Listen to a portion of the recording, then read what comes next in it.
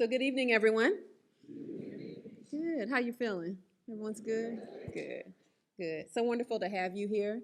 My name is Dr. Chanel McGoy, and I am the chair for this year's 2024 Black Arts and Cultural Awards.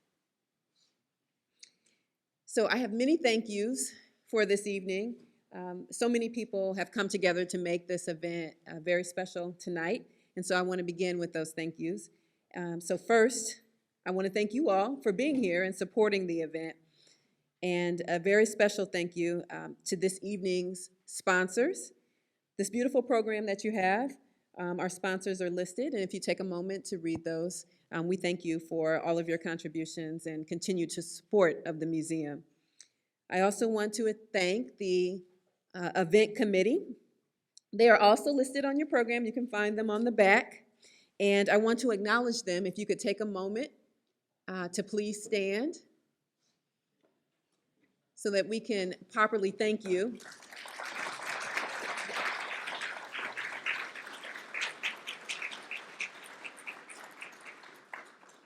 For all of your commitment and dedication to make this event a success.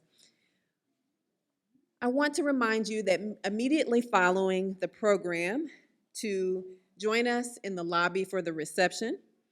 And there's also a special favor for you to commemorate the event that will be at the check-in table at the conclusion of the program.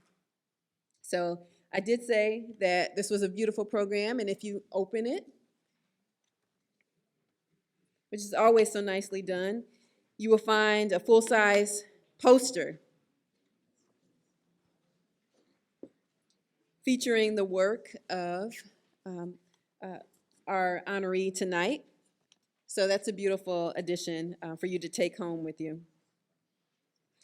I also would like to take this opportunity to remind all of tonight's awardees, presenters, and event committee, and also the Lynx members of the Athens, Georgia chapter of the Lynx Incorporated, to remain in the auditorium immediately following the presentations to take a few pictures of photos to remember and commemorate this event.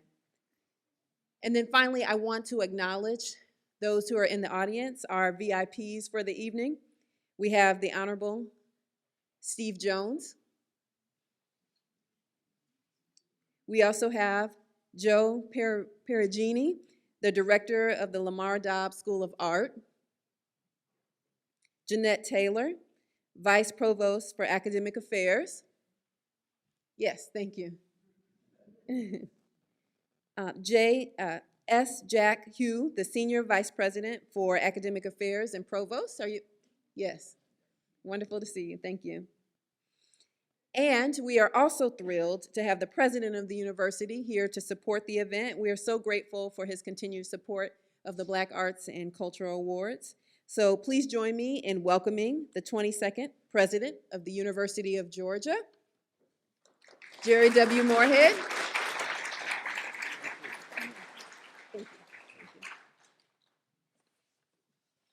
Well, good evening, everyone. I want to thank all of you for being here this evening, but most especially for the support that you provide the Georgia Museum of Art, and particularly the Black Art and Cultural Awards program.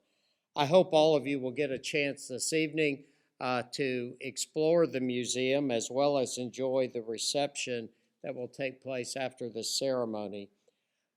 Shortly, Dr. Harris, who serves as the Larry D. and Brenda Thompson Curator of African American and African Diasporic Art, is going to present the Larry and Brenda Thompson Award to Curtis Patterson. And this award and this position at the museum are made possible by the generous and long-standing support of Brenda and Larry Thompson. And I have known both of those individuals most of my adult life. Larry was my boss when I served many years ago as an assistant United States attorney in the Department of Justice. But what is so meaningful about their support of this museum has been their willingness to share their love and joy for African American artists to everyone else, so that what they have collected, what has been so meaningful to them, is now so meaningful to so many other individuals that have the chance to see it at this museum. And so I'd like to take this opportunity to thank Brenda and Larry for their incredible support of the Georgia Museum of Art, and I would ask all of you to join me in expressing our appreciation.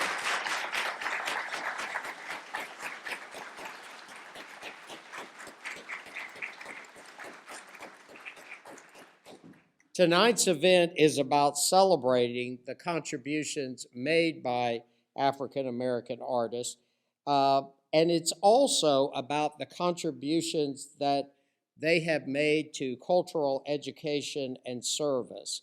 And this is most especially recognized with the Lillian C. Lynch Citation. There have been a number of distinguished recipients of this award, and tonight we are so looking forward to adding another distinguished individual, Ms. Cochran, to that list of award winners. So as I close, I want to just share my thanks and appreciation to all of you for being here this evening, for your incredible support of this event over time, and for making this event an important part of your spring activities. Thanks so much.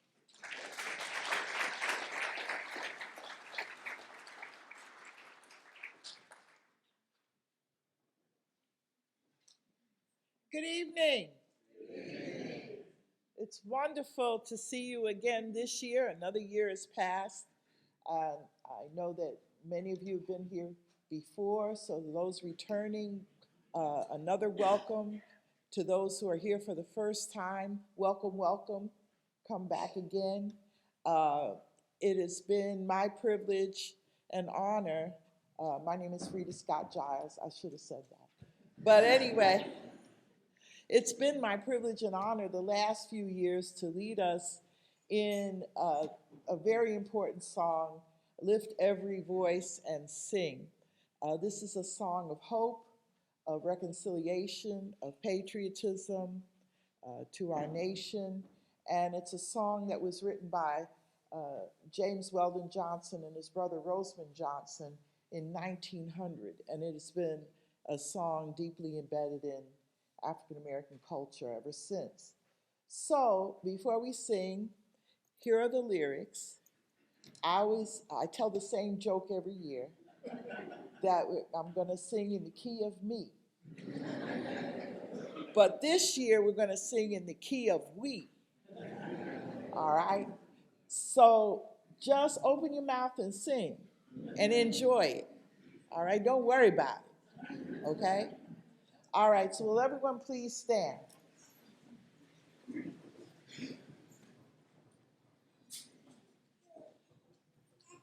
Lift every voice and sing till earth and heaven ring, ring with the harmonies of liberty. Let our rejoicing rise high as the listening skies. Let it resound loud as the rolling sea. Sing a song full of the faith that the dark past has taught us. Sing a song full of the hope that the present has brought us. Facing the rising sun of a new day begun, let us march on till victory is won. Y'all did a good job. Sit down. Okay. Excellent. You may be seated.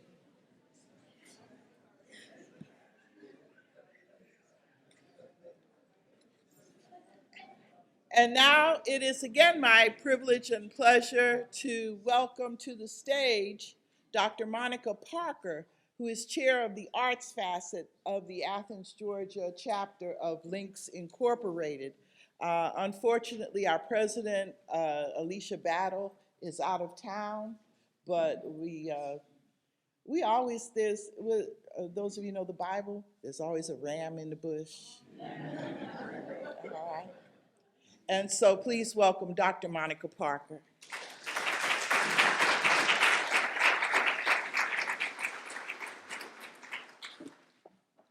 Thank you, Frida, and thank you to everyone who's joined us this evening. Thank you to the higher-ups, the big muckety-mucks here at the University of Georgia. And thank you, most honestly, for your contributions to raising and elevating the status of Black artists, Brenda and Larry Thompson. Thank you. It's been my pleasure and our pleasure as the Lynx to usher in the 11th year award for the Lillian Lynch Citation. The Lillian Lynch Citation honors an African-American leader who's made a significant contribution to African-American cultural education and service. The late Mrs. Lillian Lynch was a charter member of our Athens chapter of the Lynch Incorporated. She was dedicated to the arts, she was dedicated to history, and she was an advocate for cultural and historical education in Northeast Georgia, not only for children of color, but all children. We have a number of current and former members of the Lynch Incorporated with us this evening, and I'd like you, if you don't want to stand, you can raise your hand. We've been at this a long time. And our introduction to the University of Georgia Museum of Art and working with the Georgia Museum of Art to lift the work of a number of different artists of color began with Ms. Paige Carmichael and her relationship with us and Mr. John Ahee. In any event, I'd like you to learn more about this year's recipient, Ms. Marie T. Cochran.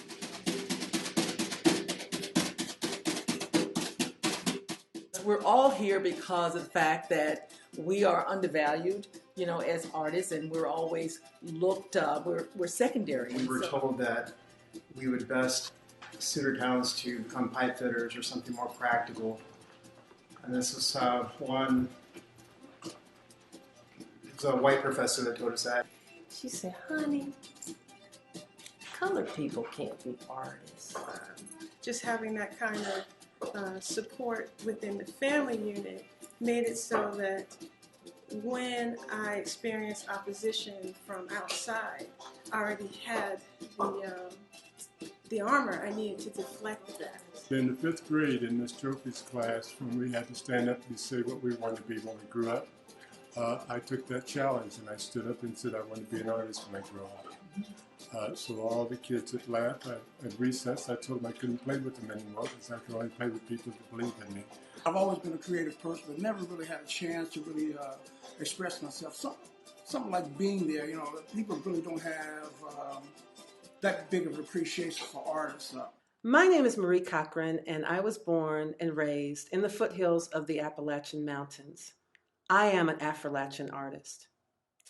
20 years ago, a group of writers, Black writers from Kentucky, coined the term Appalachia.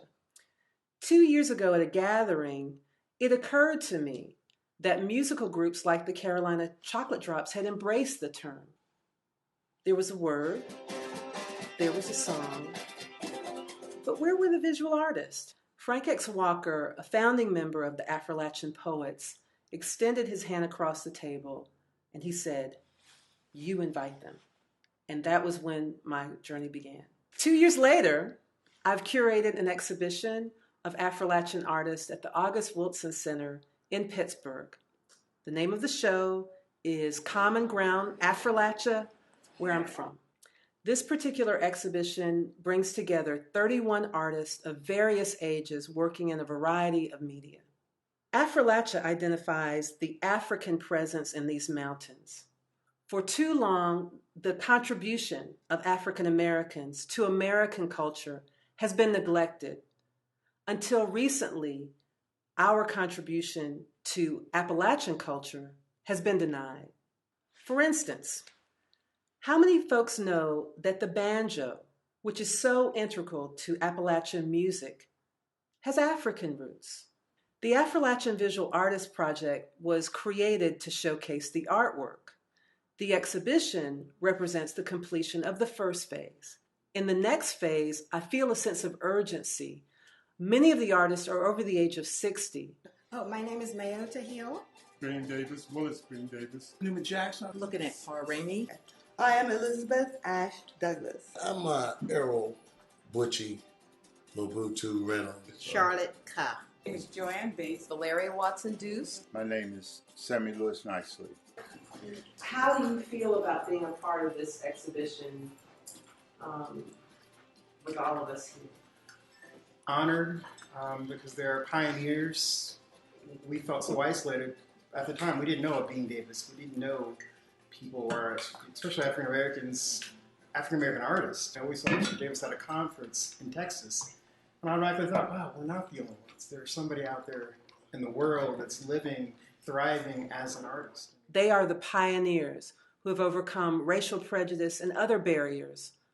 It's time to give these artists the recognition that they so richly deserve. And it makes us feel like, wow, there's somebody out there that we can look up to, and and pretty soon we're gonna have to pass that baton on to someone else. I didn't make it by myself. I had other people that supported us along the way. I need your support to take this next step so that I, along with my team, can travel to the places where these artists live and work to capture their life story. This will begin the process of creating an archive of Appalachian artists. Do you agree that African American cultural traditions or contributions are undervalued?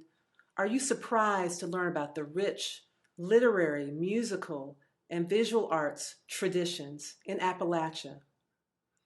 If you answer yes to any of these questions, then you owe it to yourself to make a pledge. I thank you on behalf of all the future generations of Appalachian artists.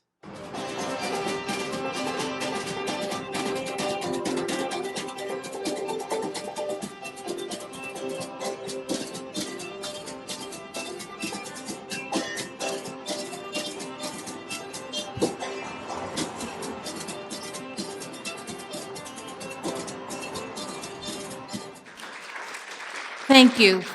Ladies and gentlemen, the 2024 Lillian C. Lynch awardee for this year, Marie Cochran.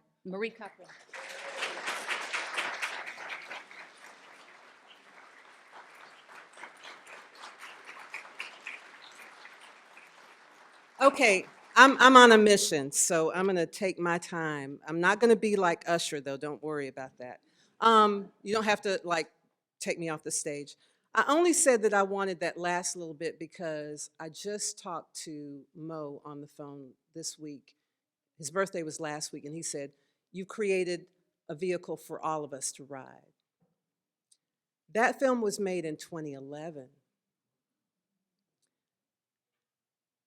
I'm speechless right now because let me just begin by saying that this is a full circle moment, and I thank Dr. Frida Giles, my former colleague at UGA, for nominating me and for the selection committee for selecting me for this incredible award. So thank you.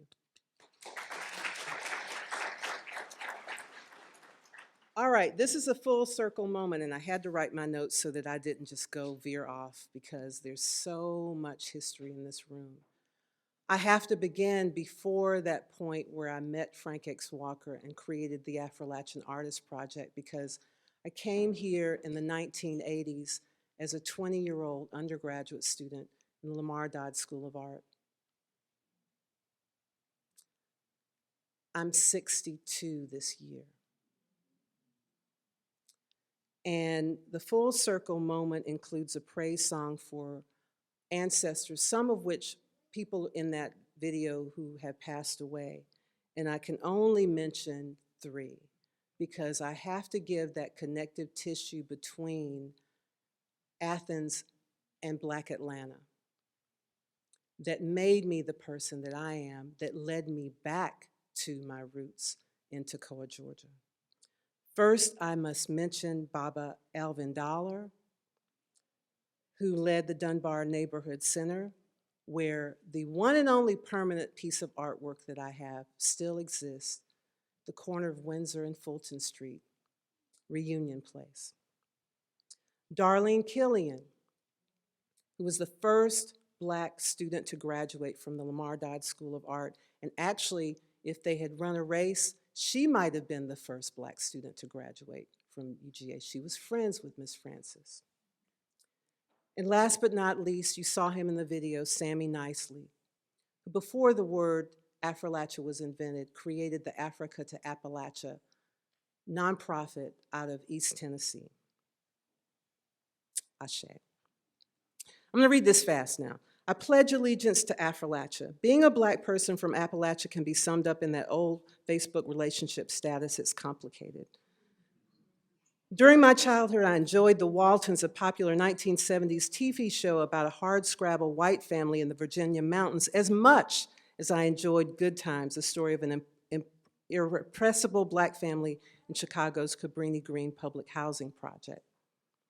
At times, I've always been teased about being, because I was born and raised in the foothills of the Appalachian Mountains, a place not known for having Black communities or deep South chocolate cities. But Appalachia is a crossroads where African, European, and indigenous people collided and coexisted. As a friend recently remarked, we were intersectional before the word existed.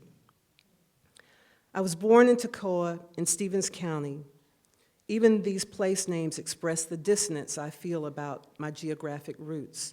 Toccoa is a word of Cherokee origin. Almost every local Chamber of Commerce brochure claims that translated into English, it means the beautiful. My high school mascot is still, even though it's from a word, Tacagua, meaning Catawba Place. My high school mascot is still the Indians boldly and inaccurately adorned in Plains Indian headgear. There were hardly any mention in our history classes of the Trail of Tears that removed indigenous people from the area of Northeast Georgia. Nothing about the reasons why, and no thoughtful contemporary attempt to connect with the culture. The county is named after Alexander H. Stephens, the vice president of the Confederacy during the Civil War. He is commemorated with a bronze plaque on the grounds of the county courthouse. This official marker does not refer to his infamous cornerstone address delivered in Savannah in March 1861. There he stated the logic behind the Confederacy's creation, and I quote, "Its foundations are laid, its cornerstone rests upon the great truth that the Negro is not equal to the white man, that slavery, subordination to the superior race, is the natural and normal condition," end quote. Clearly, there was no place in Stephen's vision for me, but the Confederacy did not prevail. I am a Black female who is a first-generation college student. My parents spent their teens being the help and then laboring in textile mills as adults. I'm the grandchild of sharecroppers and the great-great-grand of enslaved people going far back in time.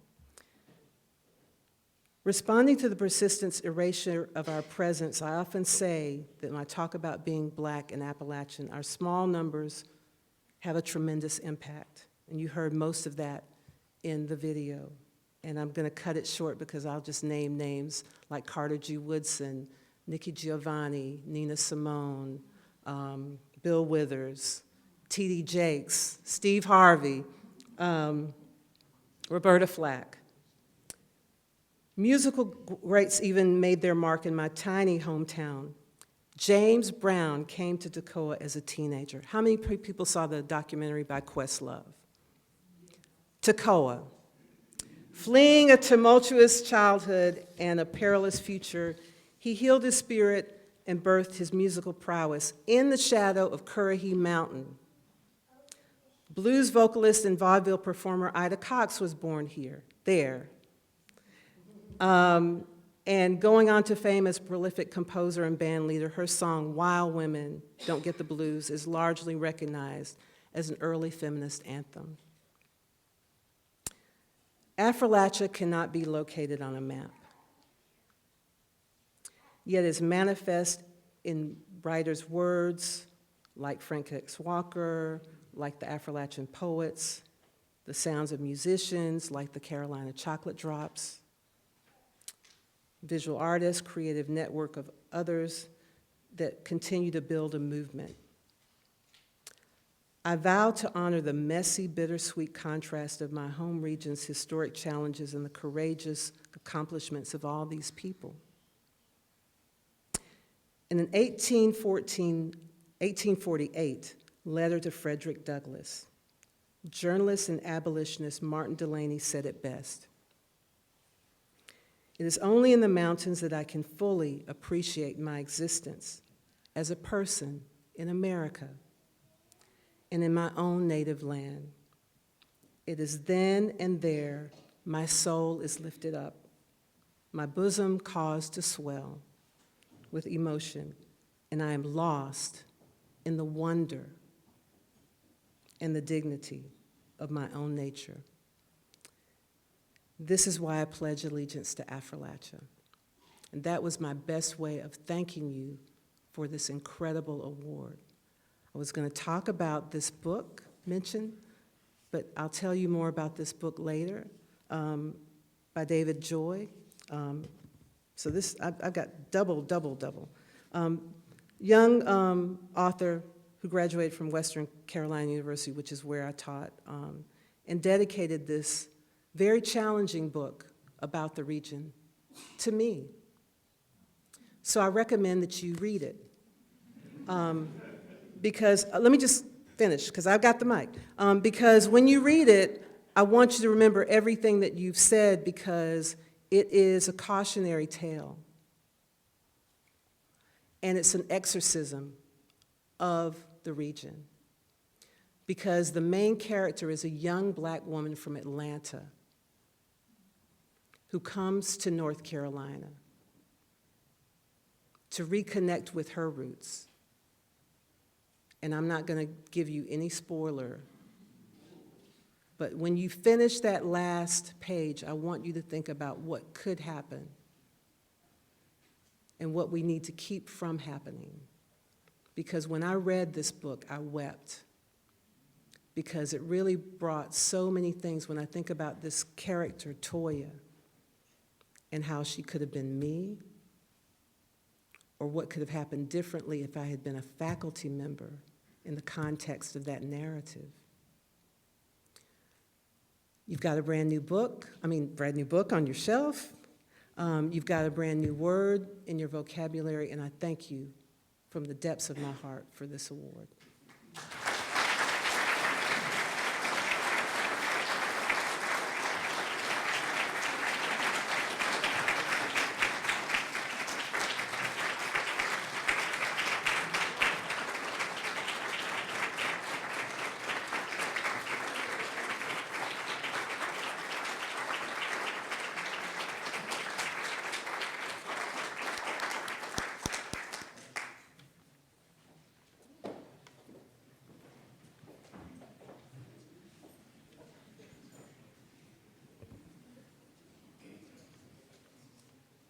Good evening, everyone.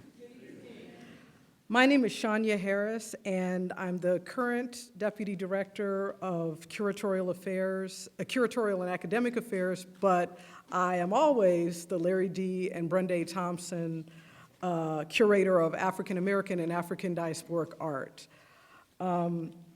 It's my pleasure to greet you tonight on behalf of the museum, and also to introduce tonight's honoree for the Larry D. and Brenda A. Thompson Award, Curtis Patterson. First of all, the Larry D. and Brenda A. Thompson Award honors living African-American visual artists with a significant Georgia connection in an attempt to acknowledge historically overlooked artists. Past recipients have included Stephanie Jackson, Lou Stovall, Kevin Cole, Leo Twiggs, Freddie Stiles, Larry Walker, Emma Amos, Amalia Maki, Charles Pinckney, and Harold Rittenberry. And if any of our previous recipients are here tonight, would you please stand or at least wave so we can acknowledge you? Kevin Cole.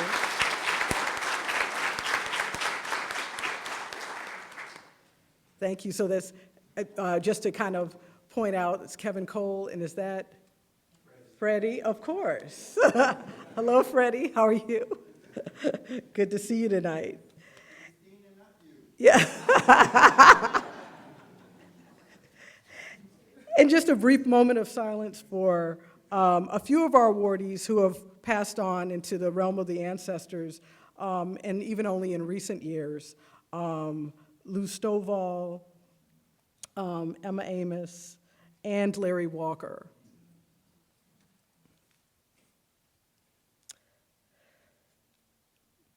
So Larry and Brenda Thompson continue to inspire this award through their presence and their many gifts to this museum. Tonight, please make sure to make your way to our Knox 2 gallery of the permanent wing to see the works by our honoree and other artists in the exhibition, Decade of Tradition, which will remain on view until July 7th. But for now, we will hear more about tonight's honoree in a video narrated by one of our Lamar Dodd School of Art students, Emma Grace Moore. The 2024 Larry D. and Brenda A. Thompson Award acknowledges the achievements of Atlanta-based sculptor Curtis Patterson, who has made significant contributions to the arts throughout his career. Patterson creates cast iron and large-scale fabricated Cochran steel sculpture. He has worked in a variety of media over the decades, including painting, wood, and ceramics. Patterson was born in Shreveport, Louisiana, as one of 5 siblings. His humble beginnings and struggles growing up during the Civil Rights era compelled his path towards expression in the arts. He began exploring his talents as an artist in high school and later strengthened them by attending Grambling State University, where he studied drawing and painting. While at Grambling State, Patterson studied with artist Harper T. Phillips, who was a student of Hale Woodruff. Woodruff was renowned for his mentorship of several black artists and his development of the Atlanta University Annuals, one of the few opportunities for African American artists to exhibit their work prior to the 1970s. Stories from Phillips about Woodruff and others would inspire Patterson to consider Atlanta as a site for his artistic development. After graduating with a BA in arts education, Patterson began working as a secondary art instructor in Columbus, Georgia. Having been inspired earlier by the lore of Atlanta, he moved to Atlanta in 1971 to attend Georgia State University. There, in 1976, he became the first African American to receive a Master of Visual Arts in Sculpture from the institution. The same year that he graduated from Georgia State, Patterson started a position as a professor at the Atlanta College of Art, now SCAD, where he worked for 29 years. During the 1970s, Patterson began working on commissions of large-scale public sculpture.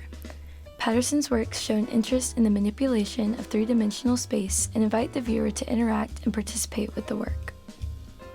Many of his works contain hidden Easter eggs to encourage more close looking at the sculpture. Patterson usually begins his creative process with sketches, which he then translates into cardboard models. Some of these preliminary designs are turned into fascinating prints.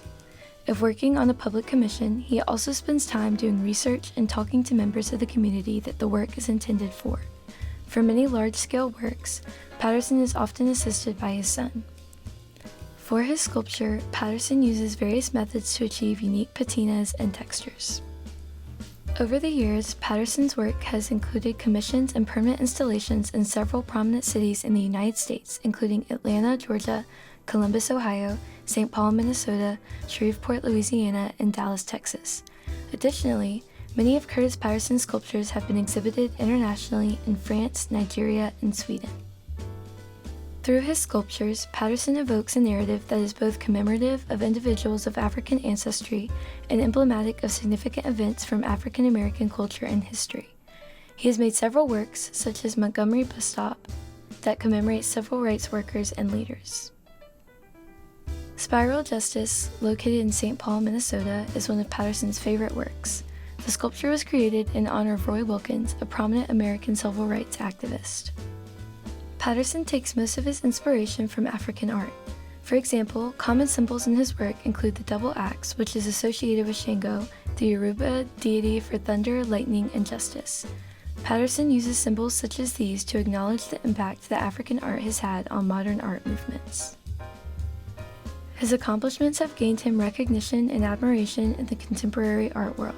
He had a recent solo exhibition at Laney Contemporary Gallery in Savannah in 2022. The Georgia Museum of Art is proud to recognize Curtis Patterson as this year's Larry and Brenda Thompson awardee.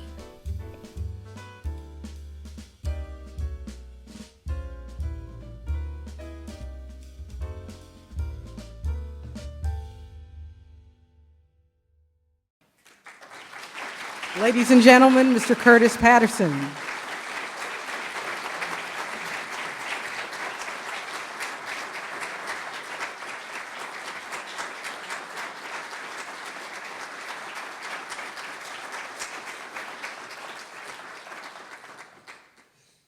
Good evening. Thank all of you for coming this evening. I really appreciate that. And thank you, Shania, for the warm introduction. Most especially, I'd like to thank Larry and Brenda Thompson for all of the tireless hours that they've spent going around the country looking for artists and finding artists by artists that we would not have known if it had not been for some of their efforts. We really appreciate that.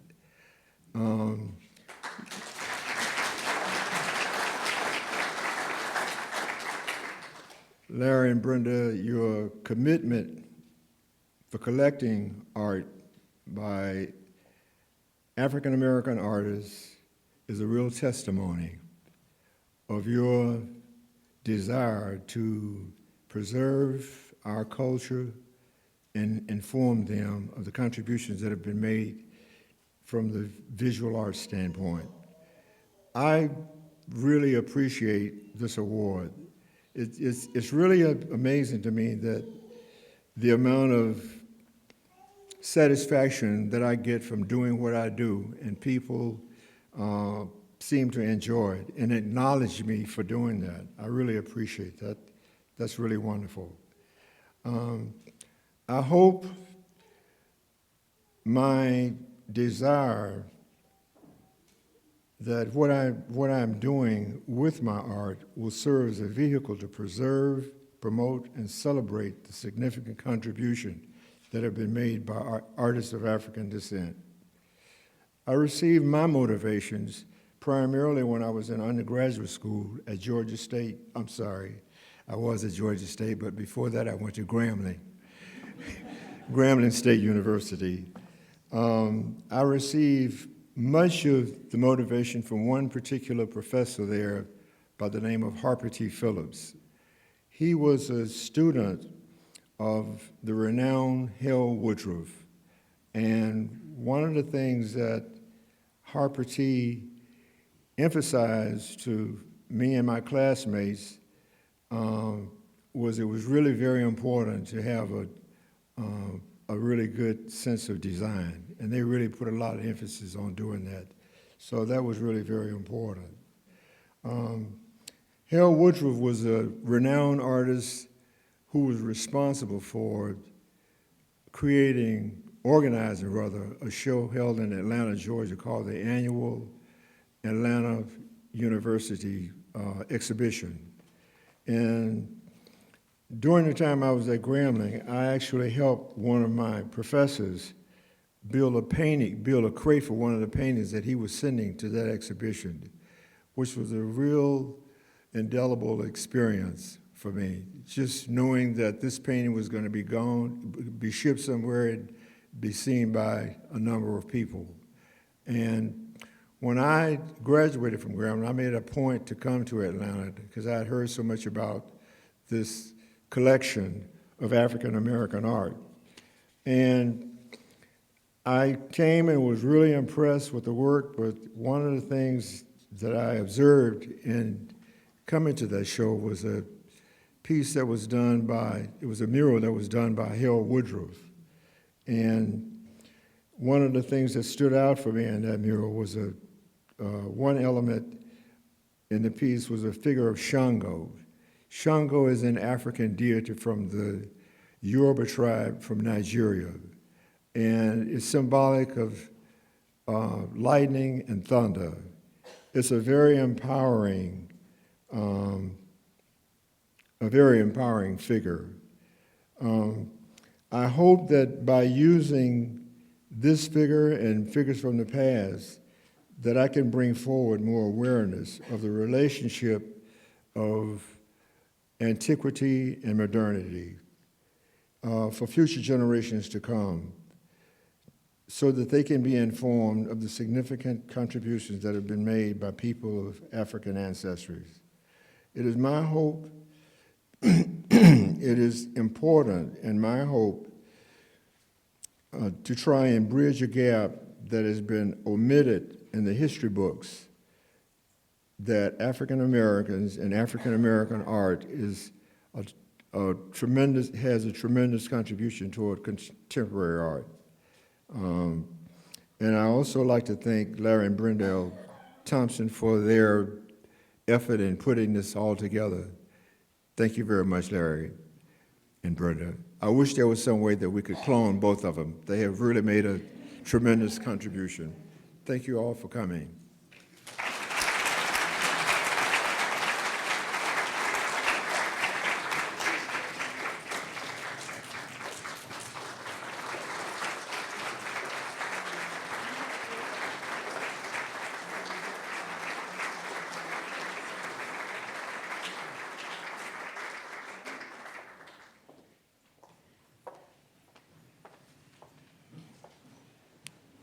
Well, good evening. It's truly an honor to be here this evening.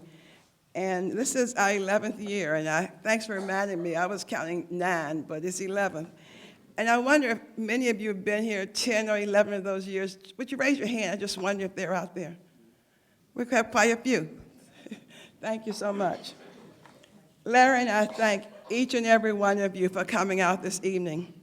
In particular, we are grateful to this great state and this great university.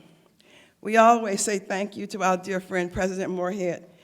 Jerry, you've been a friend to Larry and me for a lot of years, and you've always been a friend to this museum, so thank you for that. Thank you. Thank you, Dr. David Odom and his great staff, Shania Harris, Heather Malcolm, Michelle Alana Turner, in helping to organize this. David, we welcome you to your first Black History event at UGA. Larry and I admire your vision to engage and connect the UGA community to the visual arts, and we pledge our support for you in that. To the Athens Lynx, we once again say thank you for your partnership in this event. In the spirit of the founder of Black History, Carter G. Woodson, you have once again given us in the Lillian Lynch honoree, Marie Cochran, a very formidable person to recognize, admire, and remember. And thanks for introducing me to the Appalachian art that I had no knowledge of. Appalachian, okay. I knew I'd get it wrong. To the Georgia Museum honoree, Curtis Patterson, we offer congratulations. I first heard about Curtis around the 1990s or late 1980s, but really 1990s, when he completed a public arts installation at Hartsfield-Jackson. I learned more about Curtis through a friend who worked with his wife, Gloria. She was always telling me about the artist and about his children. I knew he had a son, Curtis Jr., who was an engineer, a daughter, Shari, and another younger daughter, Shari, who's a teacher, and a younger daughter, Chandra, and who adores her dad. And one of the fun things when Curtis lectures is that she'll sometimes come up and hold his hand, and it's just a very loving, relationship to see happen. As I got to know the family, it was clear that they were the wind beneath his wings, and he's a special person. Curtis also enjoys the admiration of so many other artists. Curator and art historian Melissa Messina sees him on a journey to honor the past, the present, and future.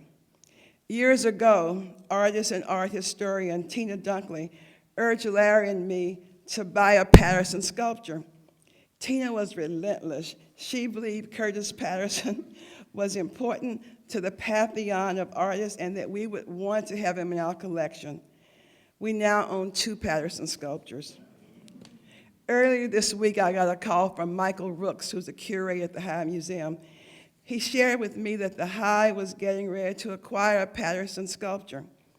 Rooks added that Curtis has been working, promoting the art of his students and others rather than his own for many years.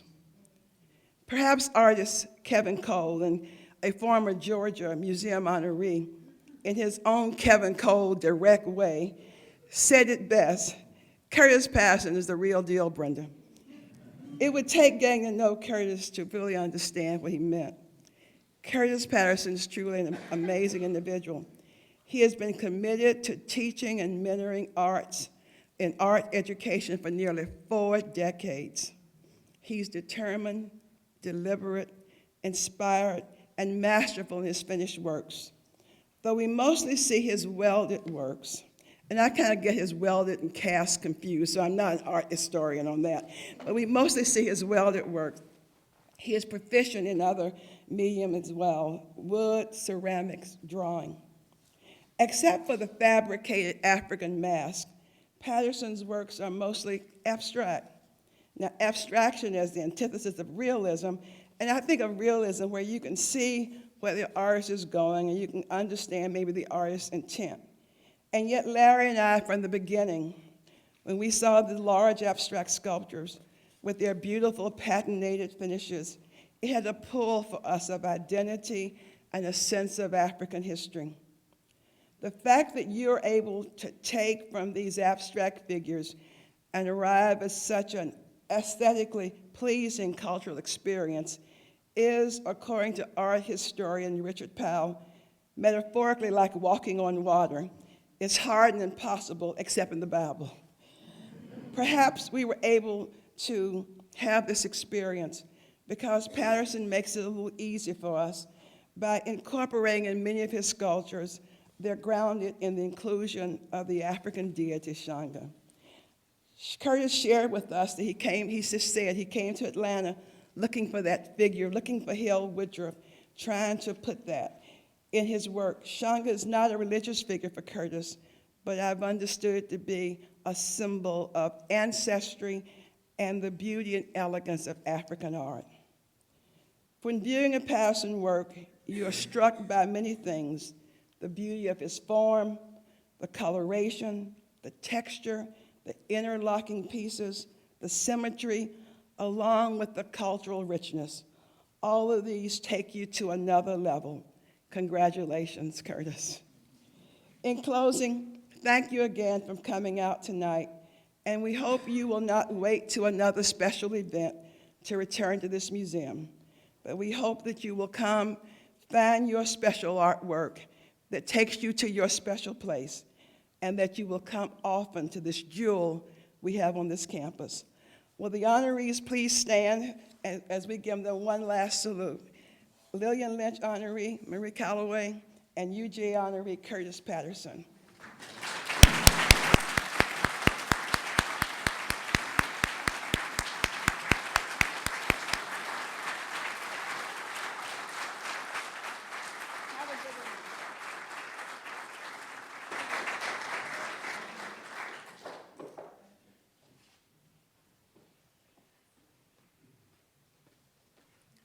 Thank you so much, Brenda, for those words. And I would just want to, I'm going to be very brief. I want to add my congratulations to our honorees this evening. Also to thank Chanel for the amazing organizational work you and your organization have provided here, as well as the event planning committee. Thank you so very much for this. As Brenda did mention, this is my first event, and I hope certainly not going to be the last. But I want to first of all also thank all of you, not only for coming, but the fact that the proceeds from tonight's event go to support the Endowment for the Study of African American Art, History, and Culture. It's an incredibly worthwhile cause, and so we're so very grateful for your support. So please give yourselves a round of applause as well.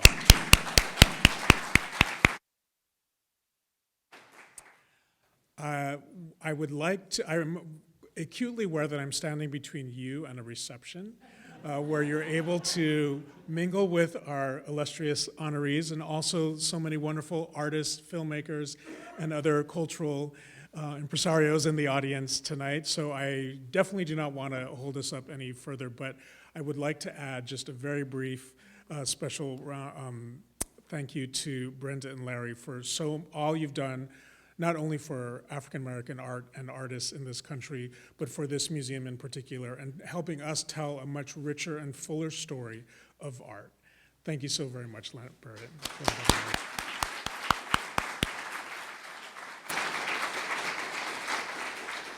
And now, finally, I promise this is the last thing I'm going to say, is that before, during, or after the reception, please join us up until 9:30 this evening on the third floor in the galleries. You can see Mr. Patterson's work installed in the Knox Gallery. It's absolutely phenomenal. I had a chance to see it earlier this week. Very excited to share that with you if you haven't had a chance to see his sculptures and some preparatory prints. They're stunning. I highly recommend you take a look and then come back often. Thank you so much for your presence here this evening, and we'll see you out in the reception. Thanks so much.